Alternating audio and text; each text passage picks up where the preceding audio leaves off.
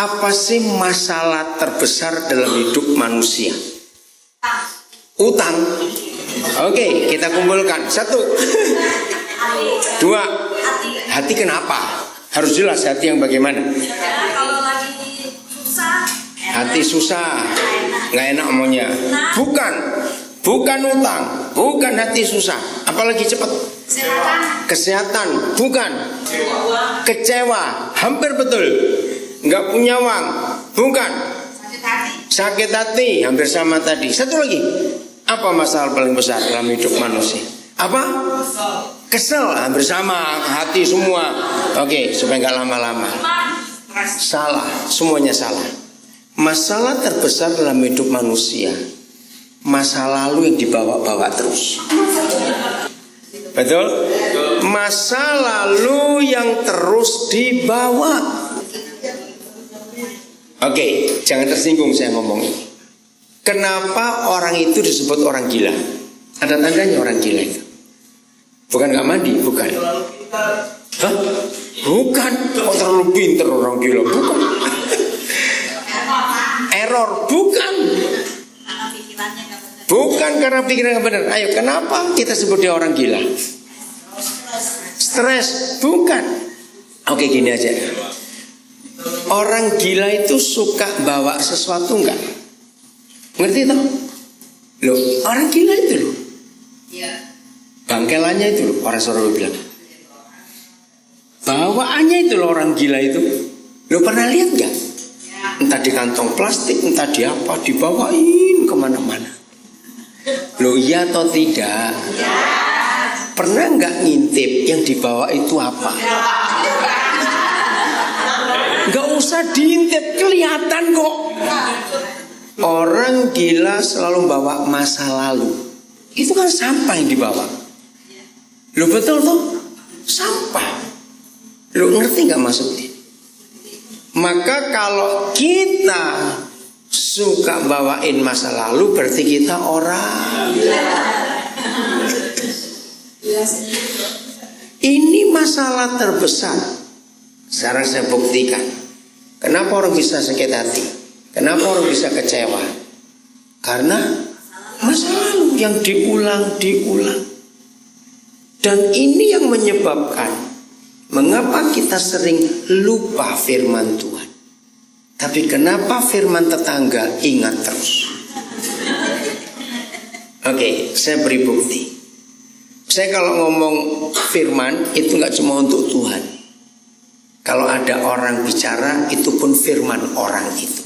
Ngerti ya, supaya memudahkan mikir. Menurut saudara, firman Tuhan atau firman mama mertua lebih gampang dihafal?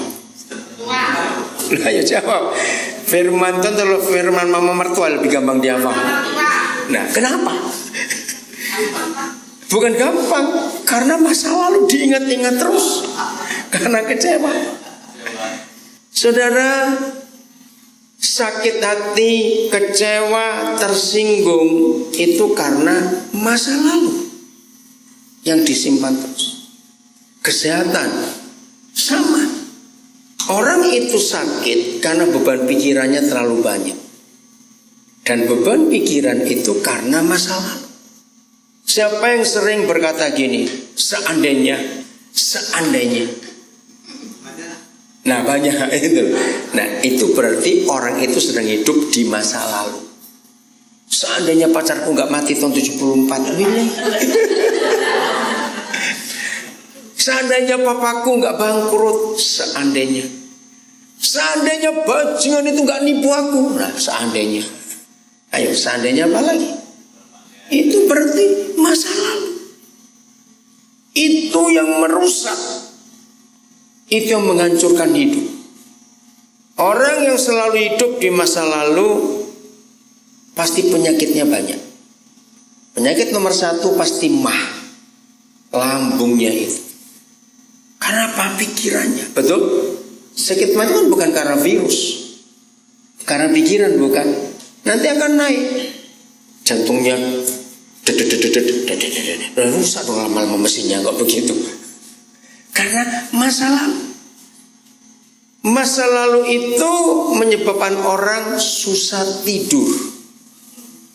Betul tidak? Karena kok nggak terjemahkan kamu? Oh, betul. Masa lalu itu membuat orang susah tidur. Walaupun dari jam 8 malam sudah di tempat tidur, sampai jam 12 masih kedip-kedip terus. Iya, sampai pagi pun nggak bisa tidur karena masa lalu. Dan setan itu kurang ajar betul. Mutar masa lalu pasti waktu mau tidur. Betul tuh? Kenapa kok nggak jam-jam lain? Kok pas mau tidur? Terus peristiwa tahun 69, 71, lah suwe ini rerek. Lama sekali. Ingat-ingat tahun 74, 75 terus nyambung tidak putus-putus. Sekarang pilihan, saudara mau hidup dengan masa yang hari ini atau masa lalu, itu pilihan saudara. Gampang atau susah membuang masa lalu? Gampang. Susah di mana? Gampang. Ya buang aja toh. Kenapa kok gampang membuang firman Tuhan? Ayo. Betul nggak? Jujur ya, jujur. Nggak usah jawab tapi dalam hati. Ayo, khotbah 2 minggu lalu tentang apa? Ayo. Dengan garuk-garuk dulu. Apa ya? Itu jahat itu orang. Tuhan ngomong baru 2 minggu sudah lupa. Tapi temanmu ngomong sudah sekian puluh tahun masih ingat. Bahkan dia sudah mati 30 tahun yang lalu. Waduh. Jadi yang salah adalah kita. Kenapa kita nggak mau buang yang masalah? Masa lalu selalu ingat karena 2 hal. Mari kita buka Yosua 1. Yosua pasal 1 ayat yang ke-8 dan 9. Yosua pasal 1 ayat 8 dan 9. Joshua terus di atas, terus ayo naik lagi, terus. Iya, itu dia. Yosua 1 ayat 8 dan 9. Oke. Janganlah engkau apa? Ayo, janganlah engkau apa? Lupa. Ngapain? Memperkatakan kitab Taurat ini. Pelan-pelan. Apa kata lain memperkatakan? Enggak usah ragu-ragu. Apa kata lain memperkatakan? Bukan ingat. Menyebutkan, mengulang,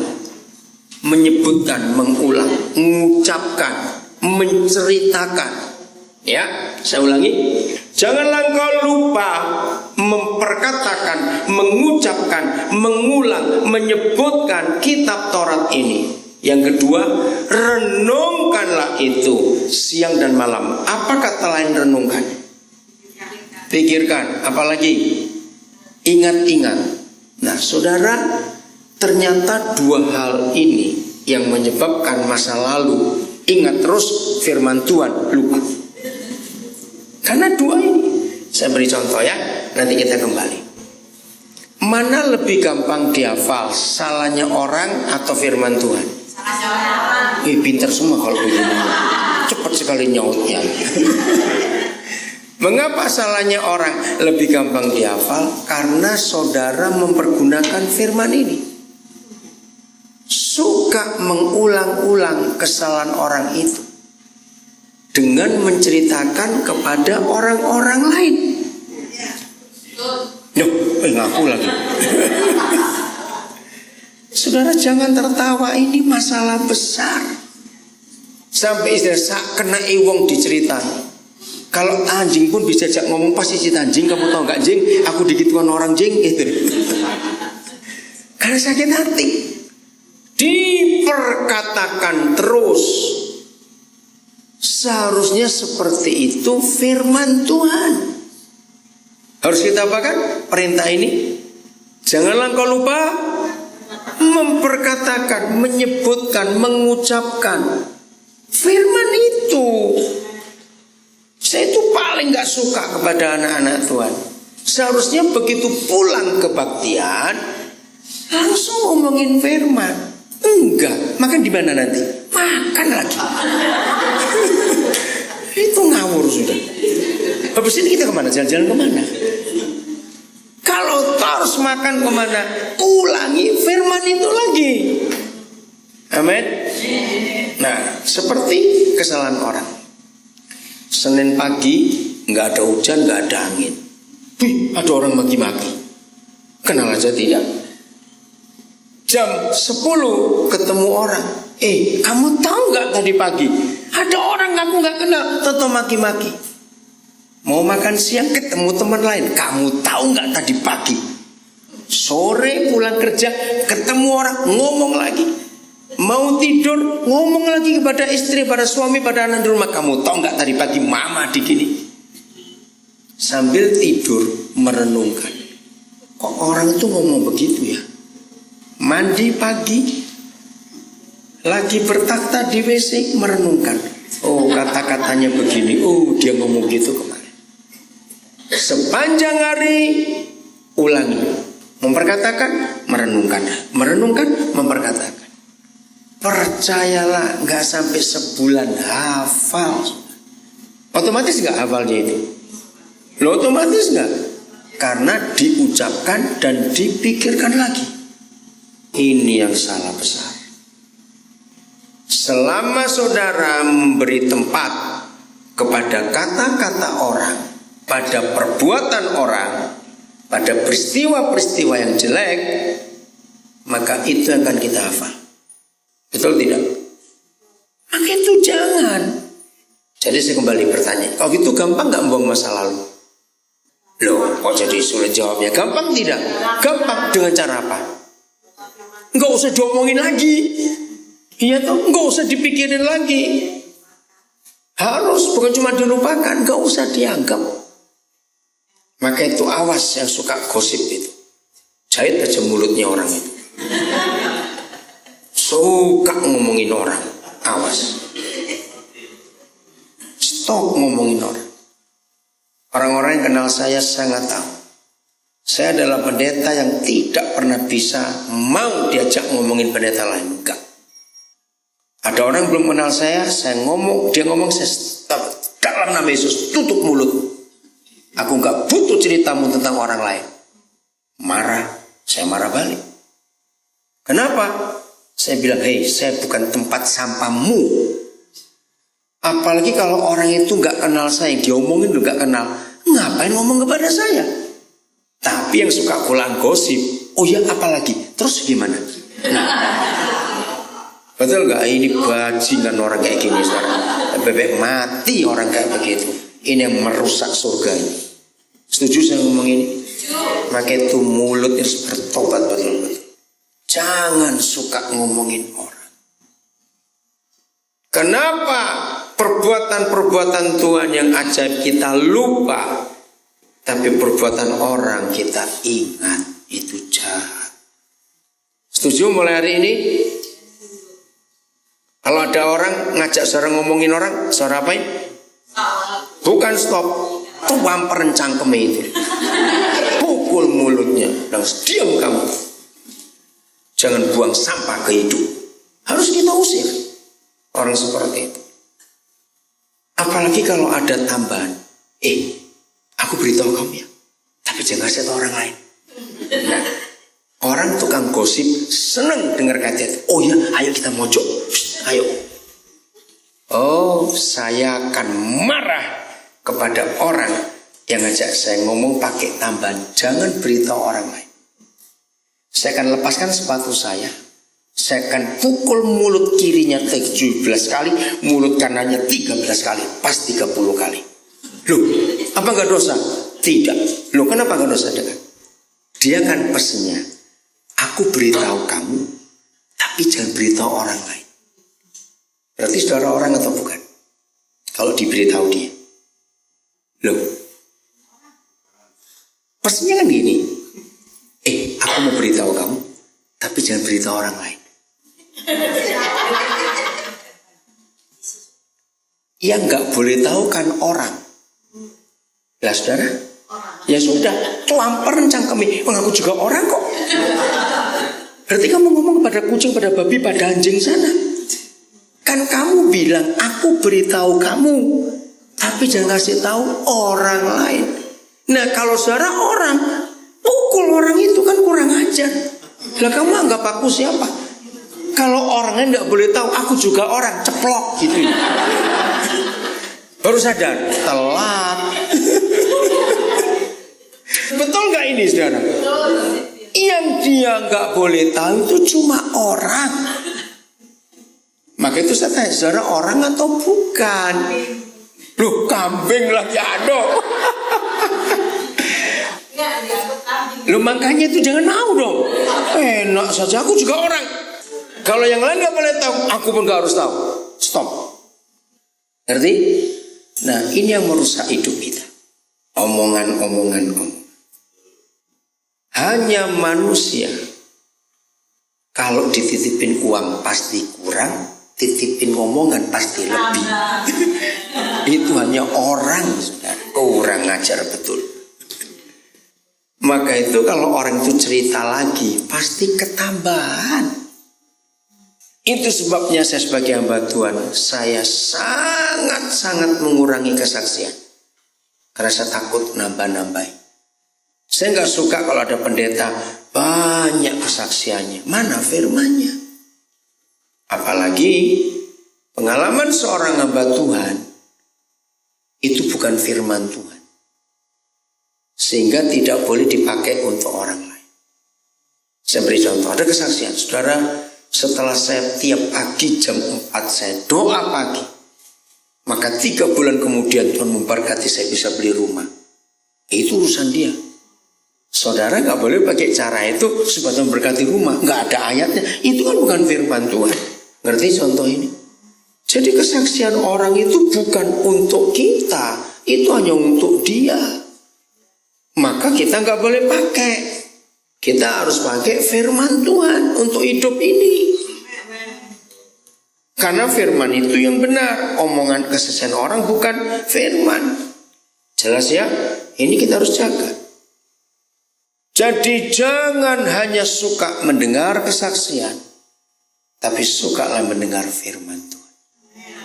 Apa yang terjadi kalau kita selalu memperkatakan kitab Taurat dan selalu merenungkan siang dan malam, maka kita akan bertindak apa? Hati-hati sesuai dengan segala yang tertulis di dalamnya. Sebab dengan demikian, katakan, baca 1, 2, 3, perjalananmu akan berhasil dan engkau akan beruntung. Jadi berhasil beruntung bukan karena doa puasa. Salah. Berhasil beruntung bukan karena doa pagi. Tidak. Berhasil beruntung bukan karena memberi persembahan. Bukan. Tapi karena firman itu diulang-ulang terus di hidup kita. Jadi mulai hari ini, dengar baik-baik, saudara dan saya harus rajin memperkatakan firman Tuhan. Ketemu orang, langsung, ayo, ingat gak minggu lalu khotbah apa? Ya, tolong Pak Melki, Bu Vina, jemaat ditanya satu-satu datang hari ini. Minggu ini khotbahnya apa? Awas sampai lupa. Janji ya, nanti Papa kan telepon kamu, tes. Awas. Tanyain ya. Kalian juga ingetin ya, Opan kamu tanya. Harus ingat apa? Berhasil, beruntung. Oke, Yohanes 15 ayat 3. John 15:3. Yohanes 15 ayat 3. Apa kata Tuhan? Ya, lihat ayat ini. Yohanes 15 ayat 3. John, no. Terus di bawah, gospel, the gospel. Terus. Ya. John 15 ya ayat 3. Ayo kamu memang sudah apa? Sudah bersih. Kenapa? Firman yang telah kukatakan kepadamu. Ini luar biasa. Hidup ini kotor, suka enggak kalau hidup kotor? Enggak, hanya babi yang senang kotor. Betul? Lalu kapan hidup ini bersih? Ayo, kapan hidup ini bersih? Karena firman. Firman siapa? Tuhan. Kalau firman orang bikin bersih, bikin kotor. Bikin kotor. Maka itu jangan didengar. Yang bikin kotor itu. Setuju? Ya harus, enggak goblokmu sendiri gitu aja sudah. Ngumpulin firman orang terus tiap hari kulaan firman baru dari katanya. Baru tobat. Saya beri ilustrasi begini. Misalnya ada orang iseng, misalnya dia nyuci baju 1 pakai deterjen 1 kilo, misalnya. Ya urusan dia lah. Berarti bajunya bersih nggak? Bersih lah, jangan sama menghancur, bersih dulu lah. Okay. Nah, sebersih-bersihnya sebuah baju. Walaupun di Amerika nggak ada beleduk, nggak ada debu kayak di Indonesia. 10 menit kita pakai baju yang baru kita cuci dengan deterjen 1 kilo tadi, dia tetap bersih atau sudah kotor? Betul? Nah, seperti itu hidup, seperti itu hati, seperti itu pikiran, seperti itu mata. Bahkan kita belum keluar dari kamar, kita masih di tempat tidur, tapi sudah bangun, cuma belum berdiri. Kita nggak dengar radio, nggak dengar TV, handphone kita pun kita matikan. Tetap nggak pikiran kita masih bisa dengar suara? Ngerti pertanyaan ini? Loh, suara apa? Ayo, nggak ada TV, nggak ada radio, nggak ada SMS, nggak buka HP. Suara hati, suara Tuhan. Jadi kita masih di tempat tidur. Bisa kotor nggak pikiran? Bisa kotor nggak hati ini? Belum bangun, belum keluar rumah. Apalagi yang tinggalnya satu rumah cuma nyewa 1 kamar dan ada banyak flatmate di situ. Begitu baru keluar kamar aja mau kamar dia sudah lihat macam-macam. Bisa kotor. Nah, untuk membersihkan pikiran kotor, hati kotor, mata kotor, kuping kotor, semuanya kotor, pakai firman. Itu deterjennya hidup. Jadi jangan minum deterjen supaya bersih, enggak. Enggak dong, mati. Masukkan firman, maka kita bersih dengan sendirinya. Ini luar biasa. Apalagi kalau firman itu kita ucapkan ulang-ulang, sharing ke teman, ke saudara, lalu kita juga merenungkan. Bersih hidup ini. Satu hari saya dapat ilustrasi bagus. Kalau hidup ini sebuah cangkir, a cup, cangkir, maka cangkir itu apa kita? Hati bukan? Oke. Nah, mulut cangkir itu mulut kita. Misalnya suatu hari Pak Melki bawa sebuah cangkir dan dia jalannya hati-hati sekali. Berarti cangkir itu ada isinya enggak? Ada. Kalau nggak di sini jalan aja. Tapi kita nggak tahu isinya apa cangkir itu. Tapi kita nggak bisa ngelihat. Hanya ada satu cara untuk bisa tahu isi cangkir itu apa. Senggol Pak Melki. Betul? Lalu apa? Tumpah. Nah, kita tahu. Ngerti ilustrasi ini? Hidup Kristen kita tidak akan ada orang tahu sebelum ada masalah yang menggoncang hidup ini. Terus yang keluar ini apa? Matamu dindi. Nah, itu apa isinya? Kotor. Dasar kon gitu. Apa isinya? Sakit hati. Kalau hati kita penuh dengan firman, mau ditinju, mau dijongkrokno, mau dijungkir, yang keluar firman. Bukan darah Yesus. Firman yang keluar itu. Amin. Karena isinya. Maka itu suami istri kalau di rumah, apa isi mulutnya, itulah isi hatinya. Maka kalau ada orang Kristen sudah sekian banyak tahun jadi Kristen, ada masalah dikit, masalah besar, yang keluar kekhawatiran, takut, dikit-dikit mati aku.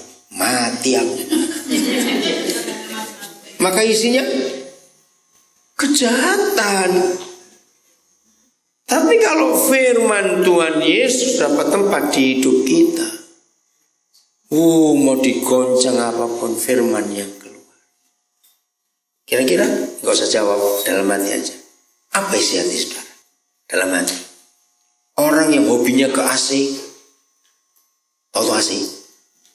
Masa lupa? Pura-pura saja. Atlantic City. Malam tidur, berak, mandi, terus pikirannya muter aja. Karena itu isi hidupnya. Sampai ada yang pernah cerita, tidur jegrek itu. Apa jegrek tidur kok? Nah itu dia.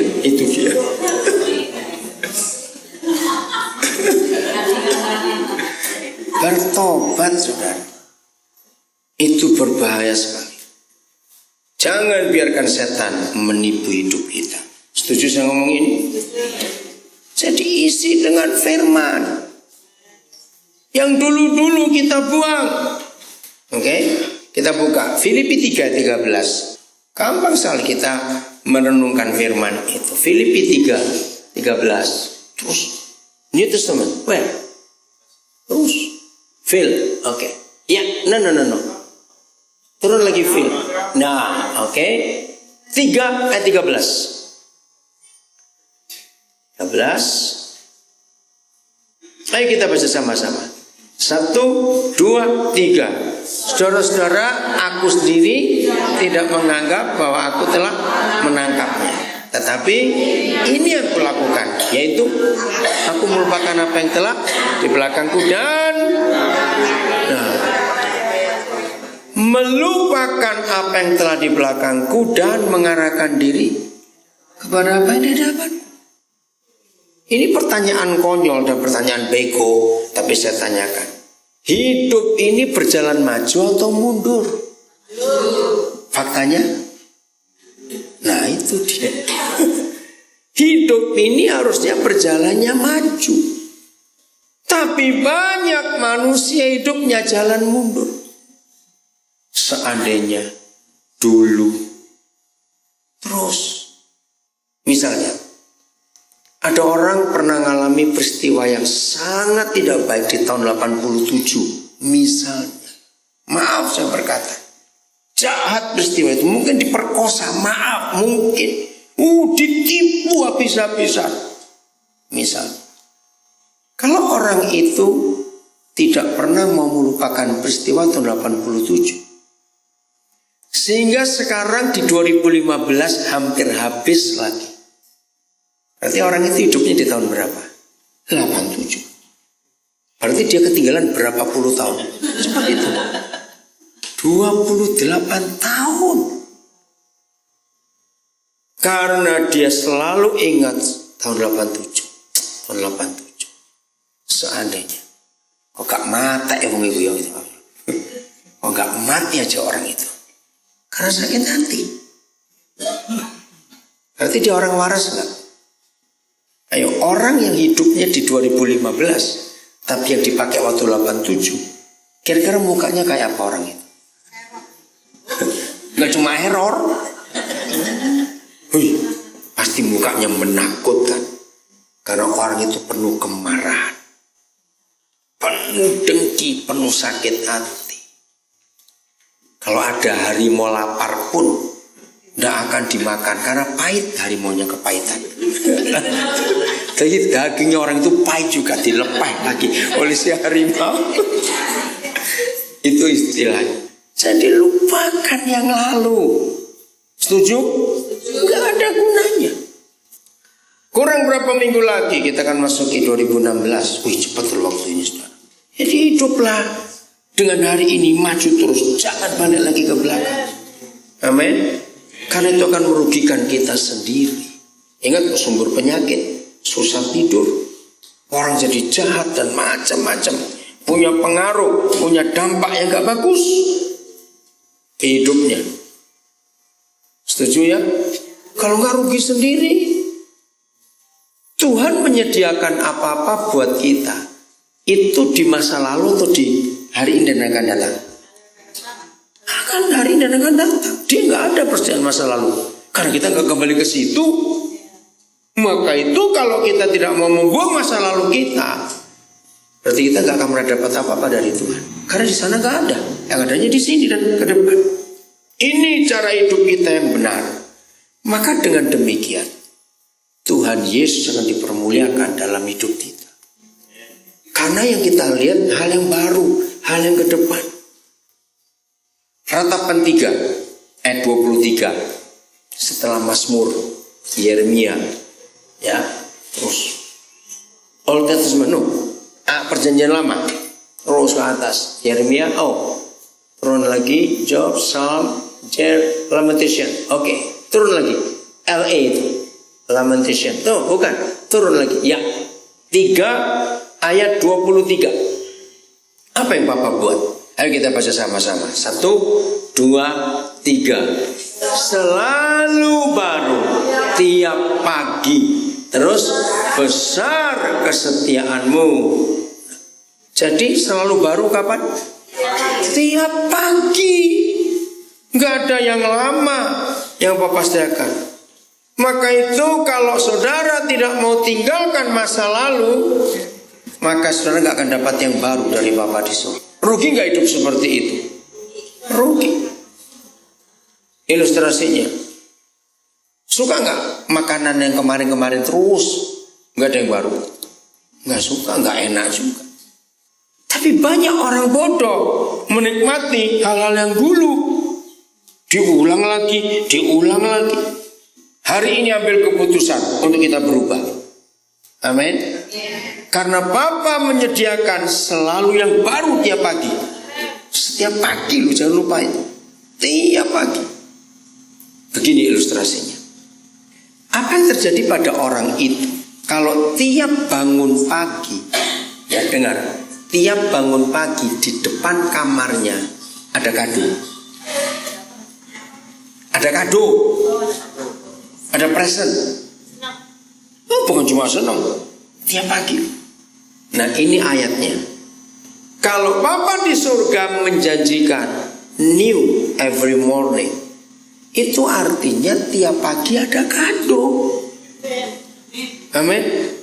Walaupun kado kecil, kado besar, kalau tiap bangun pagi ada kado di depan kamar, senang nggak? Senang, nggak akan stres hidup, akan sukacita terus, karena selalu baru tiap pagi. New every morning, greatest thy faithfulness. Itu menyenangkan. Orang yang tahu tiap pagi akan ada kado, dia malas bangun atau cepat bangun? Cepat bangun. Kalau perlu nggak tidur ngintip besok apa lagi? Bisa apa lagi? Nah, itu hidup saya. Begitu saudara lihat saya selalu bersuka cita karena saya tahu Papa memberi yang baru tiap hari. Banyak masalah yang saya hadapi, saya nggak mau pusing, karena itu sudah lewat. Ingat, kenapa disebut orang gila? Karena gemboli apa-apa itu dibawain kemana-mana. Hanya bawa sampah. Masa lalu kan sampah, betul? Kalau baru masa disebut sampah? Loh, baru semua sampah tidak? Enggak, baru kok. Sampah itu sudah buangan bekas. Kelihatan kok saudara, kelihatan. Orang itu yang hidupnya di masa lalu kelihatan dari mukanya itu. Betul nggak? Kayak apa mukanya kira-kira? Sama remaja jalan. Ayo kayak apa sebutin? Orang hidupnya di masa lalu mukanya kayak apa? Ruwet kayak anjing mengkerut mukanya. Ngelipat semuanya. Ngeliat saja nggak enak. Kentara. Karena wajah ini kan cerminan isi hati. Betul toh? Kalau orang itu hidupnya dengan hari yang baru, selalu baru tiap hari, wajahnya kelihatan. Men, nggak perlu setrika mukanya. Bukan nangus makin kenceng gitu maksudnya. Nggak ngelipet mukanya itu. Ini bukan kalau hidup seperti itu, segar, pasti sehat. Nah, ini yang Papa kita mau. Jangan ke belakang. Ayo ke depan. Papa menyediakan banyak hal baru. Dengan itu kok kita bersaksi tentang Yesus, aduh gampang sekali. Orang pasti suka dengar. Amin. Orang pasti suka karena lihat hidup kita ceria terus. Nah kalau lihat muka bededek terus, tau muka bededek, itu enak itu kalau bahasa Jawa itu enak. Nggak ada itu bahasa Indonesia yang bededek itu apa nggak ada. Ya. Kalau muka wajah kita ini penuh dengan sejahtera, penuh dengan sukacita, belum ngomong aja orang sudah melihatnya itu adem gitu loh, enak. Tapi kalau mukanya loh, nah itu senep lagi. Melihat aja, kok nggak enak betul. Kok lebih enak lihat kucing sakit daripada lihat mukanya. Aduh. Jangan sampai itu terjadi dengan kita. Jadi mau berubah mulai hari ini. Isi hati kita akan keluar lewat mulut kita. Kalau hati kita pahit, kata-katakan pahit terus. Mulai hari ini ubah, isi dengan firman Tuhan, maka kita akan jadi baru. Ayat terakhir, Efesus 4 ayat 23. Efesus 4, Ephesians, ya New Testament. Terus, ya. Efesus 4 ayat 23. Ini loh yang Papa buat. Baca sama-sama ya. Efesus 4 23. 1, 2, 3. Supaya kamu dibarui. Roh itu hati. Jadi kita ganti hati. 1, 2, 3. Supaya kamu diperbarui dalam hati dan pikiran. Sekarang kata kamu masukkan nama sendiri. Awas lupa nama sendiri. Udah, kata kamu masukkan. 1, 2, 3. Supaya Daniel diperbarui dalam hati dan pikiranku. Ulang, nama masing-masing. 1, 2, 3. Supaya pikiranku. Ini setahun sekali atau tiap minggu sekali atau sebulan sekali atau tiap hari pembaruan? Tiap hari. Saudara bayangkan begitu kita bangun pagi, hati baru, pikiran baru. Tapi istri tetap sama, awas, nggak boleh istri baru. Oke, berarti hidupnya seger nggak? Kalau hati baru, pikiran baru. Jawab, seger tidak? Saya beri contoh. Kalau hidup ini mobil, maka hati itu apanya mobil, pikiran itu apanya mobil. Ayo, mana yang mesin, yang mana? Hati. Terus pikiran? Setirnya. Ayo, yang lain jawab. Kalau hati itu mesin, lalu pikiran apanya? Setirnya, yang mengarahkan. Bisa nggak mobil itu mesin baru, setir lama yang sudah karatan? Atau sebaliknya, setir baru mesinnya mogokan. Ngerti? Maka itu dualnya harus diperbarui tiap pagi. Tiap pagi. Kita tidak boleh melihat seseorang di masa lalu. Misalnya gini, maaf. Saudara sudah lama tinggal di Philadelphia. Lalu saudara punya teman SMA. Nah, lulus SMA tahun 74. Boleh lah. Jadi sudah berapa tahun? Ternyata gak pernah ketemu lulus SMA. Ketemunya di Philadelphia. Ternyata dia dapat visa. Nah, teman ini, waduh, sudah punya hal yang jelek waktu masih di SMA. Jujur, sebagai manusia, kita lihat dia yang hari ini atau yang dulu? Ayo, lihat sekarang atau yang dulu? Jujur. Yang dulu. Itulah jahatnya manusia. Oh, bajinganku pindah ini, rek. Maaf. Wih, dia pindah ke sini sana menjahat ini. Salah besar. Kita kan nggak tahu dia sudah bertobat tahun 76. Karena kita nggak pernah ketemu, ngerti nggak contoh itu? Nah, ini yang kita nggak boleh pakai cara itu. Karena ketika Tuhan Yesus menemui kita, dia melihat kita yang hari ini atau lihat kita yang dulu? Hari ini. Tuhan Yesus nggak pernah lihat kita yang dulu. Hari ini. Maka itu jangan pernah lihat orang lain dengan yang dulu. Suami istri yang belum saling mengampuni, selalu ingat dulu. Siapa yang datang tadi malam? Bilang pernikahan, ulang tahun pernikahan Pak Melki, beca. Masih ingat? Gitu, becak. Awas ya. Awas. Yang nggak datang tanya yang datang. Nggak bisa, kita nggak boleh yang dulu nggak bisa, harus yang baru. Amin. Terus sudah mengampuni, sudah memulihkan, sudah menebus kita.